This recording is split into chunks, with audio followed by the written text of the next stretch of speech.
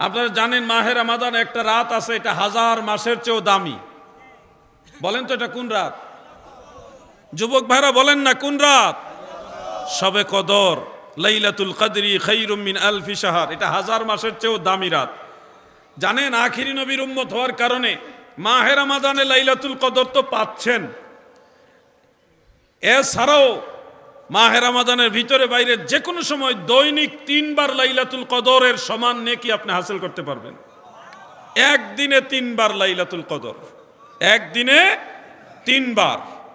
অন্য কোন নবীর উম্মতের বেলায় এই সুযোগ ছিল না। উম্মতে মুহাম্মাদী সাল্লাল্লাহু আলাইহি ওয়াসাল্লামের বেলায় এই সুযোগটা দেওয়া হয়েছে। আমি একটা বা দুইটা কি বলবো? প্রিয় ভাই আমার,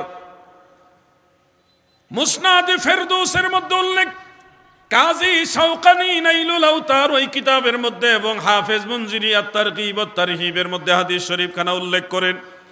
আমার দয়াল নবী বলেন, উম্মতেরা গো,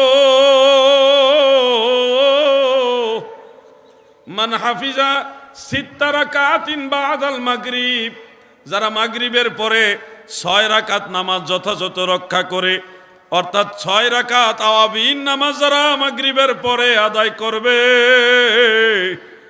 দিনের নবী বলেন তার আমল নামায় বাইতুল মুকাদ্দাস মসজিদুল আকসায় লাইলাতুল কদর পালন করলে যত নেকি, ওই সমান নেকি আমার আল্লাহ দান করে দিবে। কোনদিন বাইতুল মুকাদ্দাসে যাওয়ার তো সুযোগ নাও হতে পারে। আমি গুনাহগার 2 বার গিয়েছি। ইনশাআল্লাহ হাজরাপুর দরবার শরীফের সাহেবজাদা মুফতি মাওলানা মোহাম্মদ মহিউদ্দিন তাজিম সাহেব, ওনাকে নিয়ে আগামীতে যাব ইনশাআল্লাহ।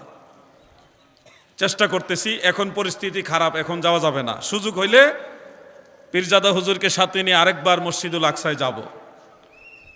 এই মসজিদুল আকসায় আপনারা হয়তো কখনো যেতে পারবেন না, কিন্তু সেই মসজিদুল আকসায় লাইলাতুল কদর পালন করলে যত নেকি, ওই সমান নেকি আপনারা বাড়িতেই আমল করে লাভ করতে পারবেন। সেটা হলো আওয়াবিন নামাজের মাধ্যমে। আওয়াবিন নামাজ 6 রাকাত। কয় রাকাত? বলেন না কয় রাকাত? 6 রাকাত।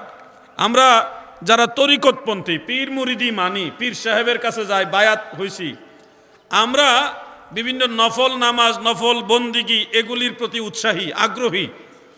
আবার আরেক গ্রুপ আছে যারা এগুলি তো আগ্রহী না, উল্টা আরো বলে যে নফল নামাজ তো পড়েই না, উল্টা বলে সুন্নত নামাজ না পড়লেও চলে।